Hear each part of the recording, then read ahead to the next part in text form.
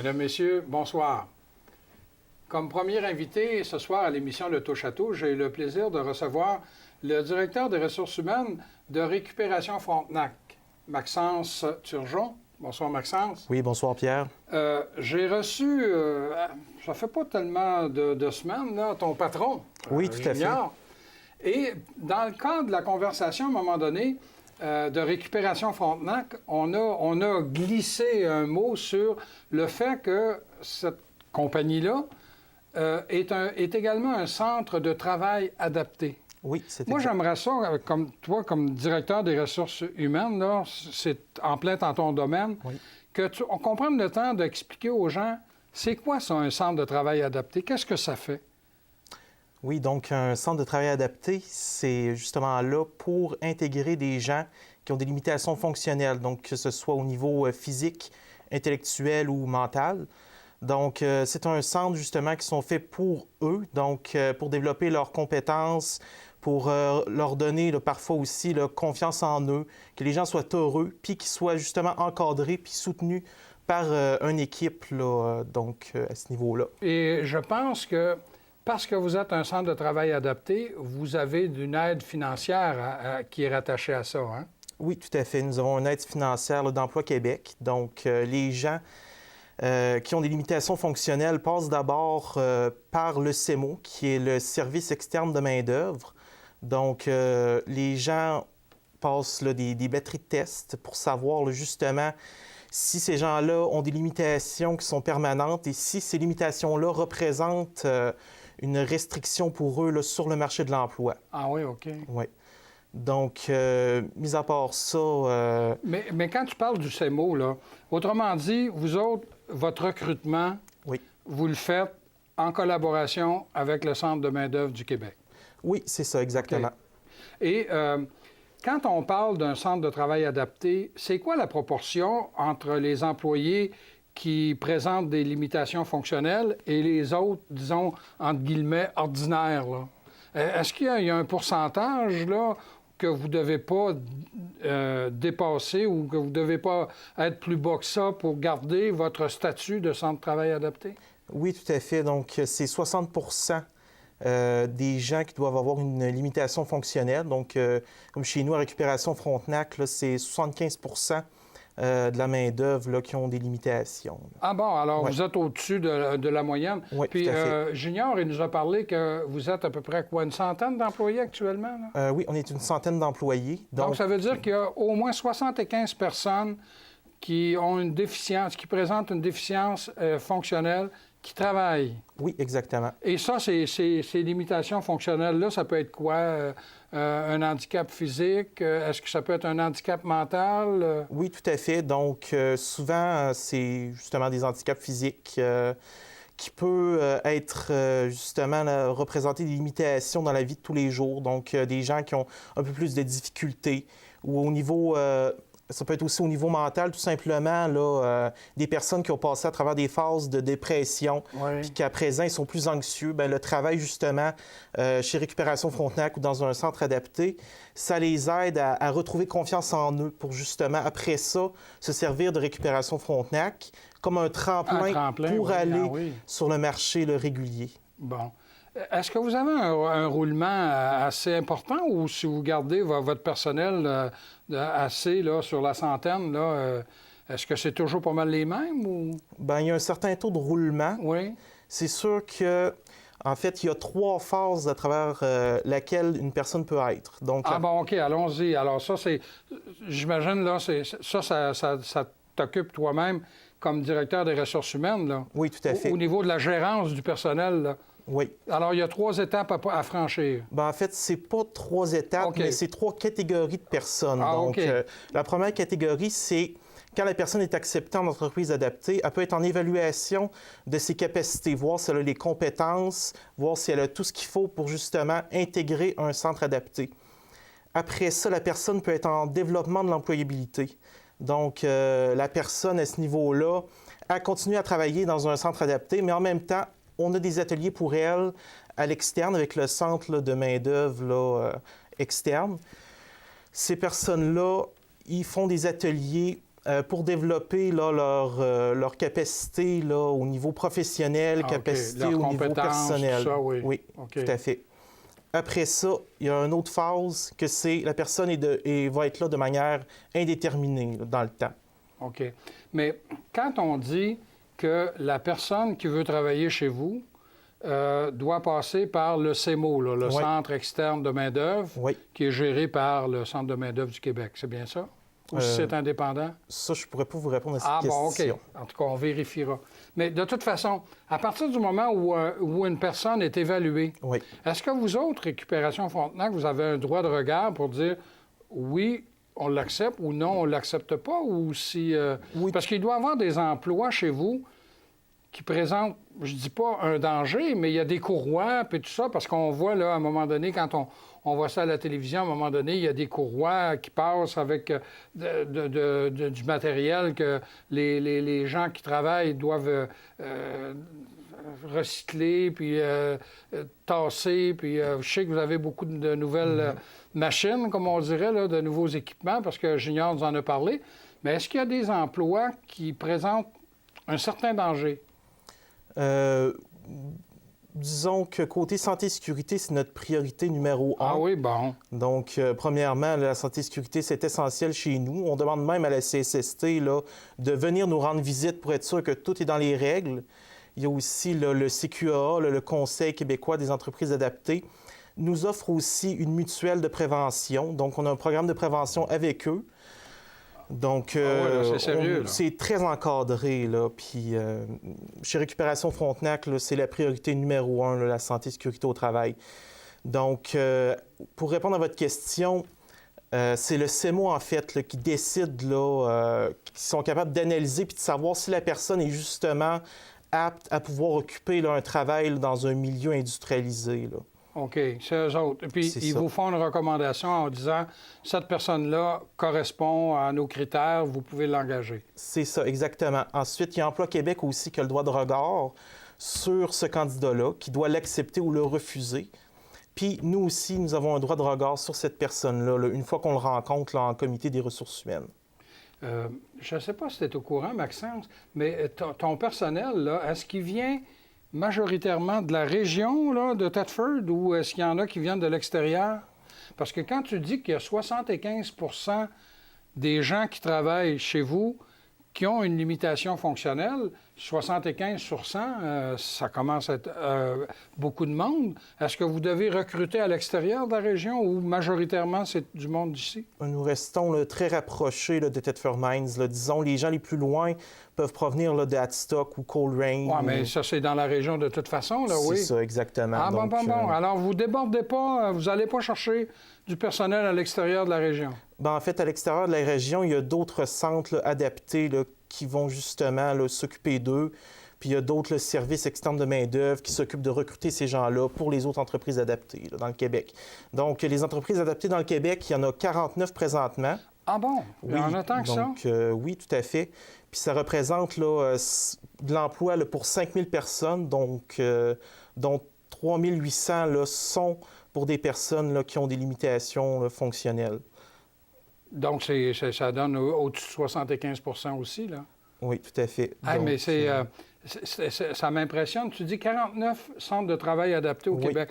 Donc, ici, on a un qui s'occupe de récupération. Donc, en d'autres mots, Récupération Frontenac, nous, a une double mission de faire de la récupération et de permettre à des gens en limitation fonctionnelle de pouvoir travailler. De pouvoir acquérir une certaine autonomie, comme tu disais, une confiance en soi qui a peut-être été perdue à cause de toutes sortes de circonstances. Donc, le Récupération Frontenac a une double vocation. Mais parmi les 48 autres là, CTA, là, c'est quoi au juste? Est-ce que ça joue dans toutes les disciplines? Ou... Oui, tout à fait. Ah oui? Dans les secteurs économiques là, très variés. Donc, c'est vraiment, là, il y a de tout.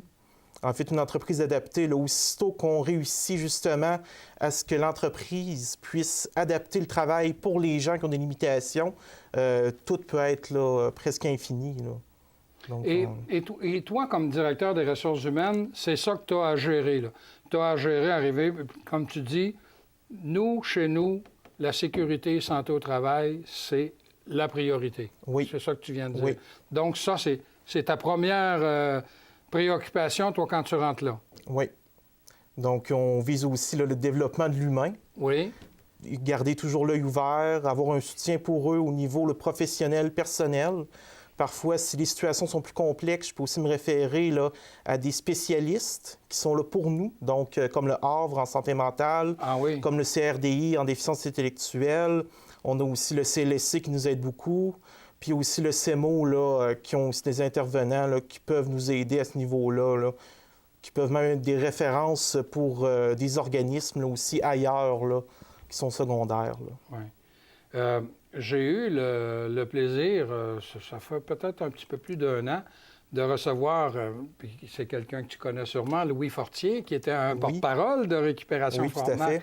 Et je trouvais ça extraordinaire de voir Louis se promener dans les écoles avec sa fameuse poche et puis qui est remplie d'articles pour aller rencontrer les étudiants dans les écoles, puis leur dire, voyez, moi je suis une personne à limitation fonctionnelle. Louis souffre, ben on ne dit pas qu'il souffre, hein? Il est paralytique cérébral. Puis Louis, il se promenait puis il vantait les mérites de Récupération Frontenac et il passait pas inaperçu dans une école. Puis Dieu sait s'il est capable de se débrouiller. Il est venu ici à mon émission, moi, puis là, il a essayé de me poser toutes sortes de cols, là, puis il y en avait, là. Alors, c'est des gens comme ça qui, à un moment donné, sont capables de prendre leur place dans la société. Oui, tout à fait. Donc, toi, comme directeur des ressources humaines, c'est quel cours que tu as suivi pour justement donner ce travail-là, avoir ce travail-là? En fait, j'ai fait un baccalauréat à l'Université Laval là, en relations industrielles. Ah, en relations industrielles, bon, OK. Donc, quand tu es arrivé ici, tu m'as dit que tu étais en place depuis le mois de juin 2015? C'est ça, exactement. Donc, ça va faire un an, là? Oui. OK. Et est-ce que tu aimes ça? Oui, j'adore ça. Est-ce que c'est stimulant pour toi? Ouais? C'est extrêmement stimulant, puis c'est beaucoup de reconnaissance là, au niveau là, aider les gens, travailler pour l'environnement, là, c'est deux choses là, qui sont extrêmement gratifiantes. Là. Ouais. Bien, Maxence, le temps de l'émission est déjà écoulé. J'avais le plaisir de recevoir le directeur des ressources humaines de Récupération Frontenac, Maxence Turgeon. Je vous invite à demeurer des nôtres. L'émission se poursuit dans quelques instants.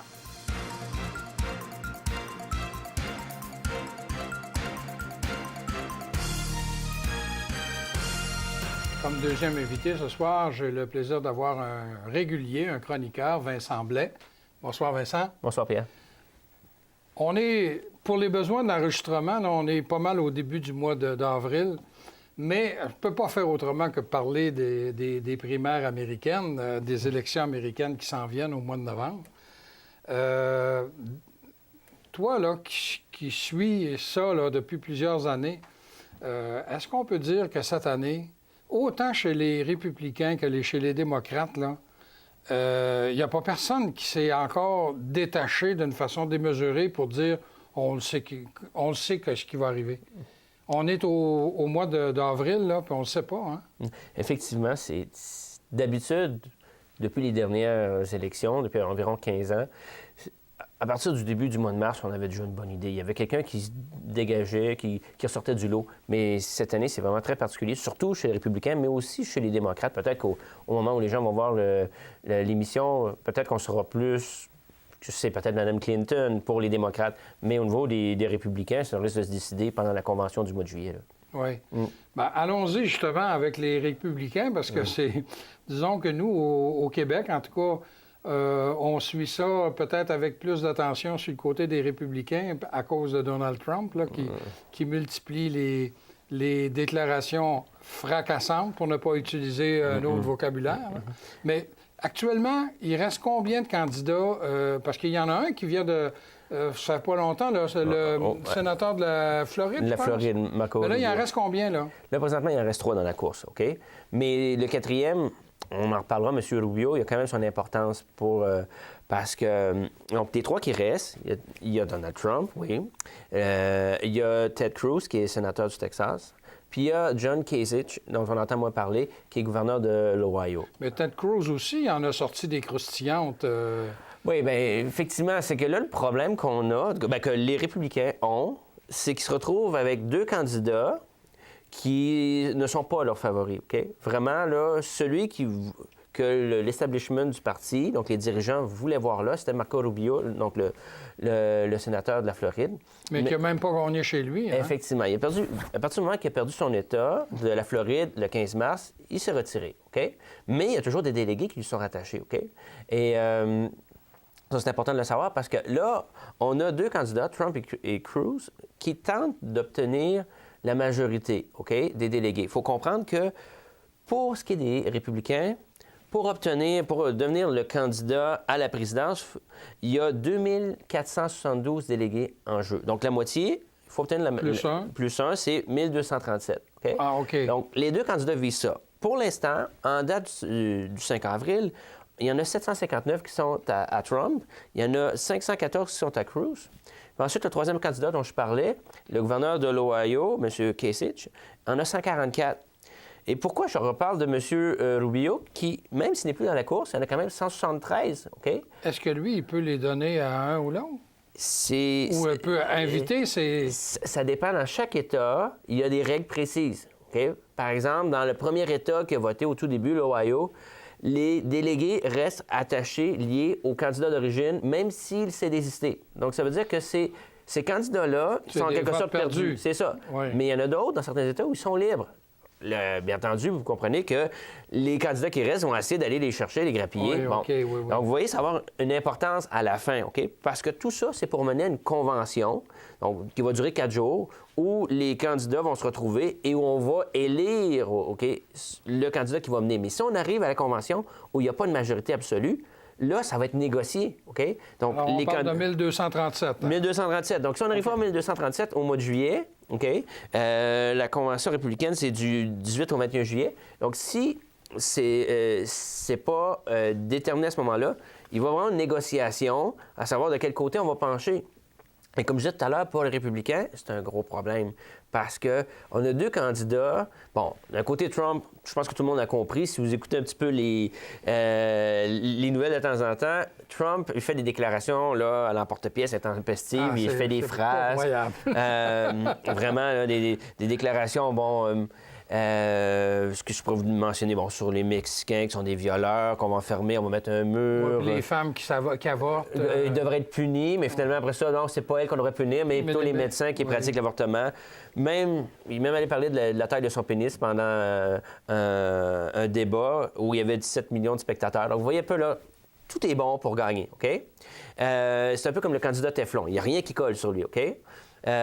C'est toujours le candidat favori. Puis là, on verra, l'avenir le dira, mais au moment où cette émission-là va passer, il va y avoir des gros États comme New York, comme la Pennsylvanie qui auront voté. Puis, selon les sondages, actuellement, au mois d'avril, on disait que Trump menait dans ces États-là. On verra, on fait une prédiction, OK? Donc, vraiment, les deux ont des positions. Bon, Cruz, je peux parler de Cruz. Il est de l'extrême droite, OK? Vraiment de droite ultra-conservatrice, OK? Il est tellement à droite qu'il touche à gauche. Il est plus à droite que Trump, OK? Oui, effectivement. Mais quand je dis droite, ça veut dire quoi? Ça veut dire qu'il est contre l'avortement. Il est pour la peine de mort. Il est même contre la contraception, OK? Ça va jusque-là, OK? Ses positions sur l'immigration sont aussi radicales que celles de Trump. Il ne construira pas un mur, mais il va empêcher l'immigration. Donc, c'est très, très radical. Puis le problème aussi avec Cruz, c'est que c'est un sénateur depuis 2013 seulement. Et quand il est arrivé au Sénat, tout ce qu'il trouvait à dire à ses collègues républicains, c'est que finalement, ils ne savaient pas faire leur travail. Il est arrivé avec beaucoup d'arrogance, beaucoup de suffisance. Comment travailler. Exactement. Donc, pas besoin d'être sénateur pour comprendre que dans n'importe quel milieu, quelqu'un arrive et il vous dit comment travailler. Ça passe pas, OK? Oui. Donc, il y a beaucoup d'ennemis. On ne veut pas le voir là non plus. Donc, Trump dit n'importe quoi. Cruz se prend pour un autre, OK? Ce qui a fait dire à un ancien candidat aux primaires, Lindsey Graham, qui est sénateur de Caroline du Sud, qui a dit « Les militaires républicains ont à choisir en deux cas. Là. Ils ont vraiment un dilemme. OK? Ils doivent choisir, son image est la suivante, choisir entre une balle dans la tête ou un poison mortel. La balle dans la tête, c'est Trump, puis le poison mortel, c'est Cruz. Okay? Donc, ils doivent choisir entre les deux. Et pour sa part, Lindsey Graham a choisi Cruz parce qu'il dit se mettre une balle dans la tête, là, c'est final. On n'en réchappe pas. Ça pardonne pas. C'est ça. Tandis qu'on peut toujours espérer, rêver que quelqu'un trouve un antidote au poison mortel avant qu'on crève. C'est l'image. Donc, vous voyez un peu là, à quoi ça ressemble. Okay? Bon, là, on vient de passer les républicains. Ouais. C'est plus tranquille du côté des démocrates. Là. Il y a deux bons candidats. Oui. Il y a Mme Clinton Oui, il y en a toujours eu. et M. Sanders. C'est ça. Ce sont les deux coqs. Là. C'est ça. Et contrairement aux républicains, où vraiment on s'est lancé des vacheries, OK, on est allé vraiment dans les attaques personnelles, au moins pour les démocrates, on se dit une campagne comme celle-là, ça doit servir à un débat d'idées, et c'est ça qui s'est passé. OK? Mais ils représentent tous les deux vraiment des oppositions, parce que M. Sanders, lui, il est beaucoup plus à gauche que Mme Clinton. C'est ça. Ils comptent le pouvoir de Wall Street, les milliardaires.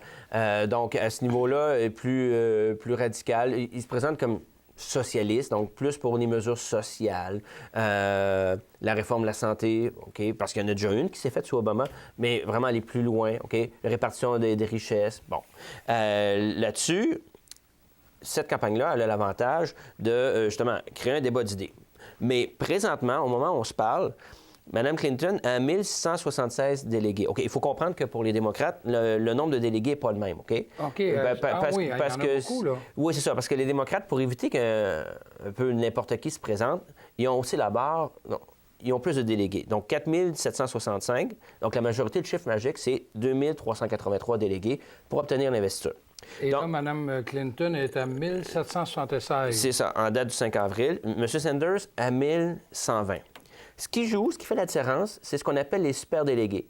Les superdélégués, c'est des élus, OK? Ça existe dans les deux partis, autant démocrates que républicains. Donc, superdélégués, c'est des élus démocrates qui ont la liberté de voter pour qui ils veulent. Ils ne sont pas rattachés à un candidat plus qu'à un autre. Mais présentement, la majorité de ces délégués-là, 474 pour l'instant, vont pour Mme Clinton, contre seulement 32 pour M. Sanders. Mais si on rajoute 474 à 1776, là, on arrive à 2200, là. Non, il faut le soustraire. Ils sont déjà inclus. Donc, ils sont déjà inclus. Mais si on le soustrait, Pierre, la question est bonne. 1300, là. Donc, ils sont beaucoup plus proches, OK? Oui. Et les superdélégués, comme ils peuvent voter pour qui ils veulent, ils peuvent changer d'avis jusqu'à la journée de la convention.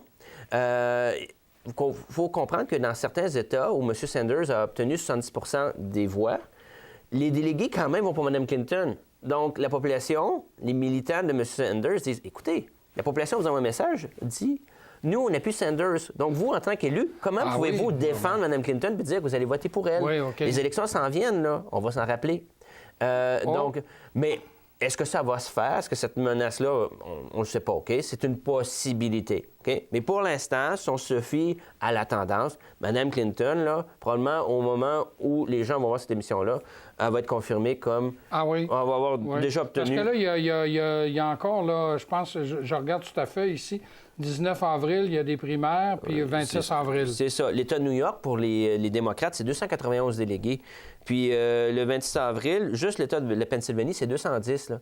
Donc, vous comprenez que si elle devait rafler ces deux États-là, c'est ce que disent les sondages actuellement, même si c'est à la proportionnelle, parce que la répartition se fait proportionnellement entre les deux candidats, selon le pourcentage de votes qu'ils ont.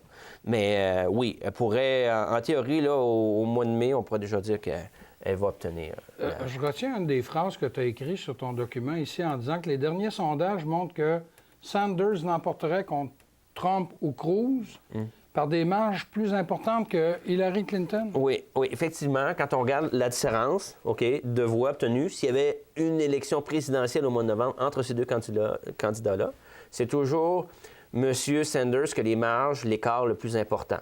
Donc, c'est sûr que c'est un autre argument en sa faveur. Puis les gens doivent comprendre pourquoi c'est comme ça. C'est qu'on a vraiment une élection où on s'enligne. Les Américains rejettent, OK, tout ce qui est... ils rejettent les politiciens établis, OK? Ils rejettent les establishments. Autant et Sanders présente une autre image. C'est ça. Lui, il est nouveau, il présente des idées nouvelles, alors que Mme Clinton est là depuis... avec son mari qui était là-bas, elle. Oui. C'est ça. Donc, elle est là depuis au-dessus de 20 ans. Malheureusement, le temps de l'émission est presque écoulé. Deux dates importantes, là, les conventions de l'un et l'autre partis, c'est... Donc, les deux vont se tenir au mois de juillet. Du 18 au 21 juillet, c'est les républicains qui vont tenir ça à Cleveland, en Ohio. Et du 25 au 28 juillet, ça va être la convention démocrate à Philadelphie, en Pennsylvanie. Bien, puis l'élection, elle, c'est au mois de novembre. hein? Oui, c'est ça, le 8 novembre. Mais quand le nouveau président va être élu le 8 novembre, il ne prend pas officiellement la charge tout de suite, je pense. Il faut qu'il attende au mois de janvier 2017. C'est le 20 janvier. Ah, le 20 janvier? La date est déterminée, sauf si c'est un dimanche. Enfin, mais Oui. c'est dans la Constitution. Les Américains, là-dessus, ça fait longtemps qu'eux, ils ont des dates, ils ont des élections à date fixe. là. OK. Donc, le 20 janvier 2017, c'est à ce La moment-là, passation des pouvoirs. effectivement, l'investiture du président. Il devient officiellement président. Bien, merci beaucoup, Vincent. Plaisir. C'est très intéressant. On se reprendra tout de suite à l'automne prochain pour voir où on en est rendu par rapport à ça. Parce que là, les élections vont avoir... Non, c'est-à-dire, ils ne seront pas passés. Non. On va avoir le temps d'en reparler, Vincent. C'est bon. Et vous, bien, je vous invite à nous revenir la semaine prochaine.